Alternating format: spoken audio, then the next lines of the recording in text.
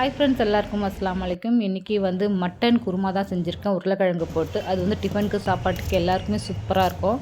அது வந்து எப்படி செய்யலான்னு பார்க்கலாம் வாங்க. அதுக்கு வந்து ஒரு 3 வெங்காயத்தை வந்து நல்லா மெலிசாக கட் பண்ணி வச்சுக்கலாம் நீல வாக்கில். அதுக்கப்புறம் வந்து ஜாரில் வந்து ஒரு 3 வெங்காயம், 2 தக்காளி, 3 தேங்காய் பத்தை போட்டு கொஞ்சம் 2 லவங்கம், கொஞ்சம் பட்டை எடுத்து நம்ம நல்லா அரைச்சி எடுத்து வச்சுக்கலாம். இப்போ வந்து குக்கரில் ஆயிலை ஊற்றிட்டு அதில் நம்ம கட் பண்ணி வச்சுருக்க வெங்காயத்தை போட்டு பச்சை மிளகா, கொத்தமல்லி எல்லாத்தையுமே போட்டு நம்ம நல்லா வதக்கிக்கலாம்.